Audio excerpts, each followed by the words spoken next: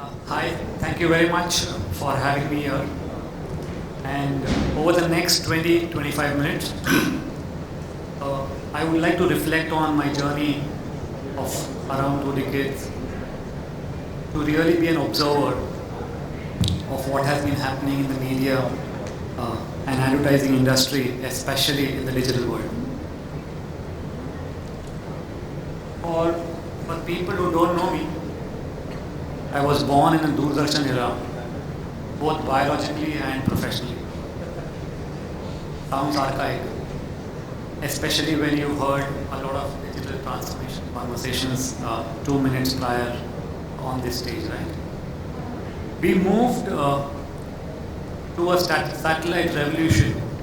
From those who were born in my era know that there was one famous program called Tara on ZTV. To the mega successful non-fiction show called KBC on Star, to the launch of multiple genres of news, movies, regional channels. And today in India, we boast of over 800 channels. I know the number could be around 1,000, depending upon how you cut it. And if you add cable operators and cable channels, this number may go on. What this did is increased the clutter significantly from an advertiser point of view. The challenge forced the industry to think out of the box and find new ways and mental models of engaging with consumers. This gave birth to one of the most clutter-breaking brand launch campaigns that our country had ever seen. Conventionally, awareness for a new brand takes some time to build. However, Vodafone wanted to achieve this in no time. All clients want you to deliver in zero time, in 0 day, in 1 day. And therefore, what we did is we tied up with Star Network to closely address this challenge and came up with the idea of launching Vodafone across the Star Network in a so-called never been seen before roadblock. There were roughly 13 channels at that point in time, and we took in every break, every slot, and there was communication everywhere across the network. Now the strategy helped not only build rapid brand awareness, but also break the clutter in the most competitive category, and that was telecom. This is the first of its kind mega media initiative in India that was spoken about. While the campaign was heavy on television, it also included all other mediums, which kind of joined the campaign almost 24 hours after it was launched on television. This, my dear friends, was the launch of an integrated media deployment process across the marketeers in the country. After that, whichever client you met, everybody wanted an innovative and clutter-breaking, a never been done before, and the fastest reach campaign launch that media could give us. Moving on, we saw how telecom giants fought tooth and nail to win circles and market shares. For those who worked in the telecom industry, I think circles was a big word then. One of the fastest growing market was India. We saw massive adoption of mobile phones. On the personal side, I was gifted a Nokia 3210 as an engagement gift by my father-in-law. Not only was I extremely excited with that gift, but it was kind of a big conversation in my family as well, because everybody wanted a piece of that entire box and wanted to be part of the unboxing ceremony. Questions then that came from the client were, how can we leverage the mobile opportunity? And the answer came from the consumer.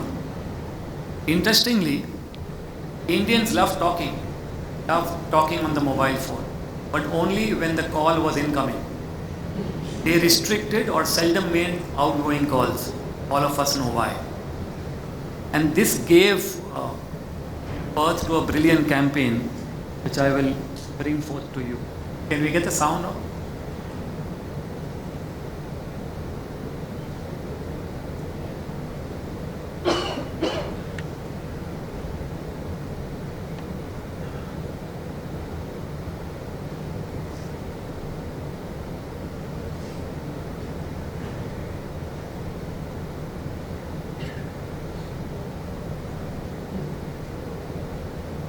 I'm assuming that we are all getting the drift through visuals.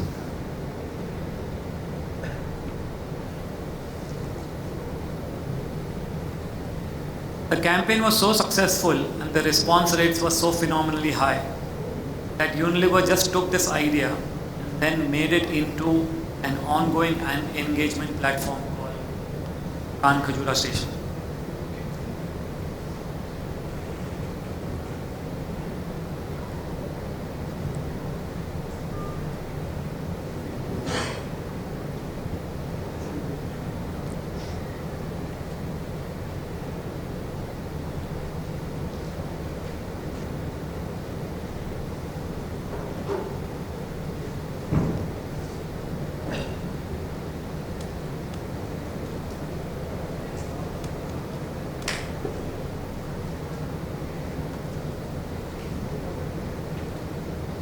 Request for the sound, please, of this video.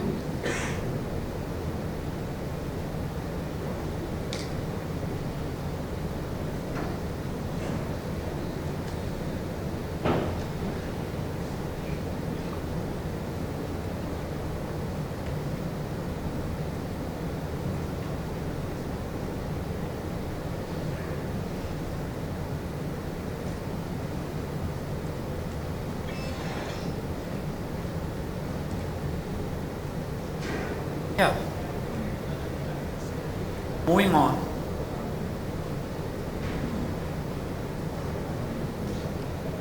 Well, what did cheap data do to India? It not only helped potentially or increase the penetration of smartphones, but also gave birth to enormous content consumption, huge amount of social media conversation.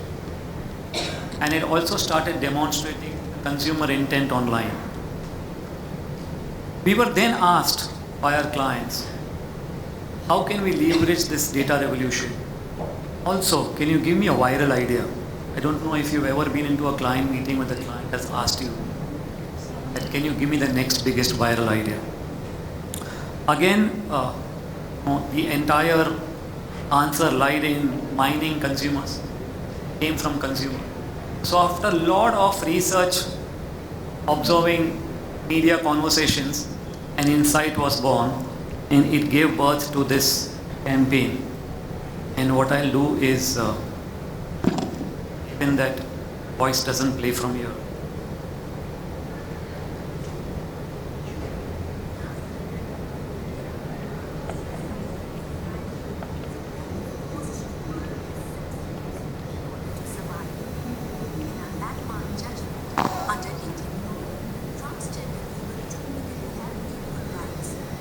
Despite this, they have restricted access to education, health, and public spaces.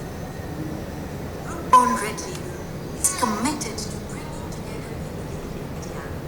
So we created India's first transgender pop group, the Six Pack Band, to help end the stigma surrounding the third gender. India has a rich culture of music and dance. If transgender people were to be accepted, we needed to get India to love and accept them on the biggest stage. The band released tracks about the philosophy of being happy despite the adversity they are subjected to, and talking about the importance of gender equality and being yourself. The songs were launched on YouTube, leading television music channels, and radio channels. Our conversations. We now are fluent on conversations across the funnel. Performance, brand, budget allocations across the two, so on and so forth. So we are in parts doing digital, and maybe that is right as well, but that's only the half job done. We really as practitioners need to raise the bar. Right? Being digital is where we need to aim at. Being digital means that we have to start unlearning a lot faster. Only then can we really learn and raise the game. It will need for us to move away from the illusion that we are doing enough. We will need to bring in changes to our mindset, to our ways of working, to our operating systems, and invest in tools and definitely our talent. something that I'm going to come back to this again and again. Doing digital is just part of the whole, and we need to take a broader and a more holistic approach to really transform ourselves. If we step back and reflect, there is immense possibility that digital can unlock for all of us, right? And that is something that we need to be mindful and therefore critical in being digital rather than just doing digital. Be obsessed with talent. I'm using media frequency principles. I know I've spoken about it already twice, but effective frequency for most classical media planners start at 3, and therefore this is the third OTS that I'll drive. This is a perfect segue to how talent needs to be a key cornerstone in the transformation journey. I'm extremely proud of the ingrown talent that we have at Mindshare. These are our champions who have been in the front lines and forged new skill sets on the go. Our fraternity needs specialists in different capacities to advance the digital transformation agenda for us. To need to influence them within our systems and allow for an organic learning shift. Meanwhile, we need to make learning a part of our people conversations. We have all seen mandatory learning emails that keep coming to us, and we know what the responses to those emails are. How do we as leaders come together and throw light on the learning agenda of our own people? How can we make the design interesting and further engaging, and to really raise the bar of what we have to offer in the market, right? The next point is digital transformation will need all hands on deck. There is only that much that will be available within the agency ecosystem, and therefore we need to leverage with the experts available in the entire ecosystem, and therefore thrive critical partnerships. Some of the biggest investments in India have been with SaaS and MarTech partners. We have some of the best development and tech partners in India. Co-creating is the need of the hour. It's the best value exchange where media and tech can truly come together and create a massive shift. I'm now moving on to the biggest debate, right? Transformation versus automation. Automation is not transformation. Transformation is one of the most used or rather abused conversation or the word, and even so less understood. The idea is to look at long-term goals and identifying ways to leapfrog through bringing in fresh thinking and adopting legacy approach and dropping legacy approaches. In short, a culture of challenging status quo in pursuing newer business models. Automation is a key component towards digital transformation. Automation will take you faster, but it only stops over there. And therefore, we need to have a broader outlook towards the transformation journey. And that brings to me the last takeaway. At a more philosophical level, the and or debate is always on. Will AI replace humans? Is it analog TV versus digital TV? Is it about e-commerce or is it about brick and mortar? Let's accept that in India, we will continue to be in hybrid economy for times to come. Like the way we've seen it. Like the way we see that Mercedes-Benz can be driving on a rural road, and handcarts can be driving or can be pushed along in the most evolved metros of the country. We will continue to be a hybrid country going forward. And therefore, in my opinion, it is not an or. We will continue to be an and economy. Finally, digital transformation is not a destination, it's a journey. Over the past 2 decades, I have been at the helm to witness transformation and be, guiding it through many instances. It is a profound shift. It's a profound shift that replaces and reshapes the way we operate, connect, and thrive in the future. As parting thoughts, I would urge all the practitioners, the CXOs, and the advocates in the room here and out there in the marketplace to really submit to the transformation journey wholeheartedly. Take challenges, be experimentative, take challenges head on for the growth and disruption. And in the meantime, all the challenges that we will face and the way we will solve will definitely unlock huge, great innovations that will lead us into the future and the times to come. Thank you.